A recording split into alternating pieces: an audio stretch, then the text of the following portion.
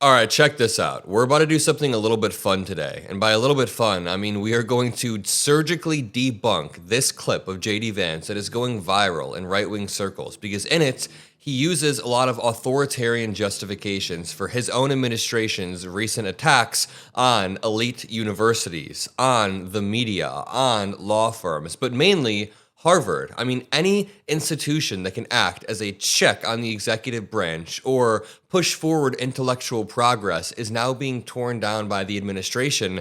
And the worst part is, the arguments JD Vance is using, the arguments they're all using are so lazy and dumb and easily debunkable. And that's where we come in. I don't want to waste any more of your time. Let's react to it and debunk everything that he says. He talks about education. He talks about brain drain. He tries to say that we don't need the best and the brightest from other countries coming to America to help with our research and development and to help push forward our medicine and technology. I mean, I'll debunk everything he says here. Let's jump in. So the war, I don't want to call it a war, but obviously President Trump, you have concerns about elite education in America, sure. Harvard University, and I do too, and it's great, and college is too expensive, but are we getting closer to the point where we might have something of a brain drain? I haven't heard that phrase in a while, but I'm hearing that, people at Johns Hopkins are getting nervous and they're going to Finland, they're leaving and they're concerned about the long term. Yeah. They do kind of do some important work, these schools. They do kind of do some important work. Yeah, Johns Hopkins, which sort of leads the way in some cancer research, does kind of do some important work, sure.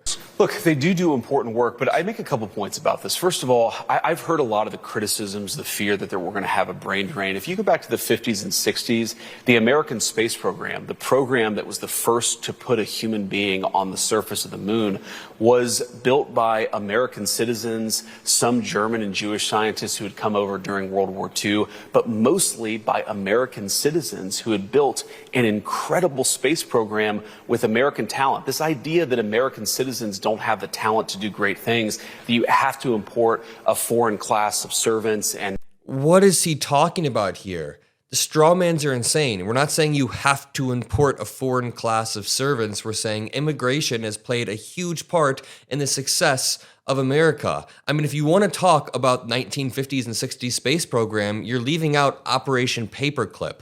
Operation Paperclip intentionally brought over German scientists after World War II to help contribute. Many Jewish scientists that fled Nazi Europe helped build everything from the Manhattan Project, the foundations of the science that we know today. So the idea that in the 1950s and the 1960s, we simply invested in our own people rather than not only welcoming, but incentivizing foreign talent to come into our pool and work with us, he's lying. JD Vance is lying. He's lying. There's more to the clip, but when I saw this morning, I was like, I need to debunk all of it. If you appreciate the work we do, make sure you drop a like and subscribe. But let's continue. And professors to do these things, I just reject that. I actually think we invest in our own people, we can do a lot of good. You've heard that criticism in particular as the president has talked about cracking down on foreign student visas and their abuses, but I think that's actually an opportunity for American citizens to really flourish. And here's the second and maybe the most fundamental point, Greg.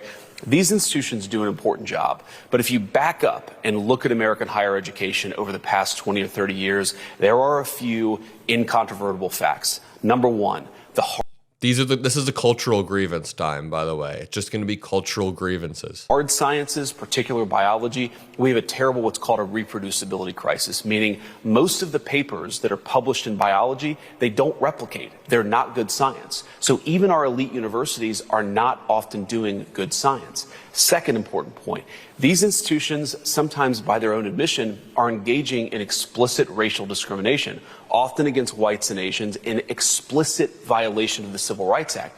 If the people's government can't come in, given those problems, and say, look, we got to have some accountability here. You can't violate the Civil Rights Act. We got to make sure that if we're funding science with federal money, you're actually doing good science. That's called accountability. That's not going to war on these institutions. Okay, there's more to the clip, but that's not accountability. It is going to war. You are literally going to war through the courts. And while you're doing so, some of our top scientists and researchers are moving to the UK, are moving to other countries. And let's go into the cultural grievances for 1 second. He had 2 points there that I want to debunk. One of them was just pure cultural grievance. One of them was anti-intellectualism wrapped up in something that sounds kind of right. So when he talks about the reproducibility crisis in biology, that is very true. There are issues in peer review and being able to replicate things, but that is the point of science. The very people working to solve this problem and recreate these studies are scientists that either study at elite universities, work at elite universities, teach at elite universities. This is not a reason to defund universities. It's a reason to support them so we can replicate the studies that you're talking about. The reproducibility crisis is not really a crisis. It's more of the scientific method not being understood.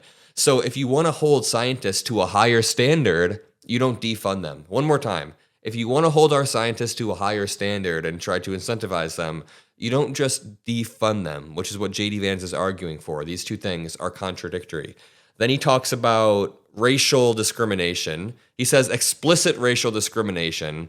That's just a right-wing attack on affirmative action. I'm not sure. Here's the thing. When you explain what affirmative action is to any Republican, just in different wording, they understand it. The same thing with like DEI. Once you explain it in different wording, most Republicans understand. Now, was every affirmative action program absolutely perfect? No, I'm sure there were some abuses, but broadly, there's no evidence that universities have been favoring non-white students. In fact, universities throughout their history have definitely favored wealthy white applicants. If you think about the legacy admissions, if you think about just donor preferences or having rich families or, the standardized tests that are designed to benefit white people more so, if you want to talk about fairness, we can start there.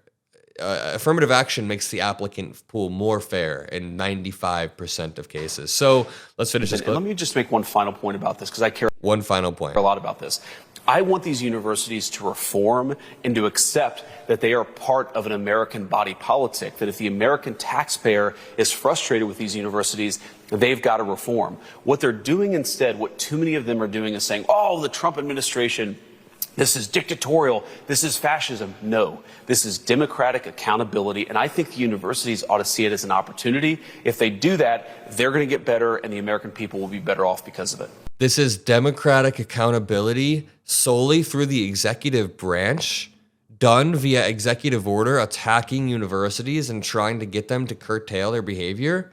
That's democratic accountability. What about the judges that are pausing these and putting temporary restraining orders? If you want to talk about democracy, talk about that. He's basically saying that if universities don't comply with the executive branch, with, let's just say, Trump's sole agenda, that they're playing the victim to democratic accountability.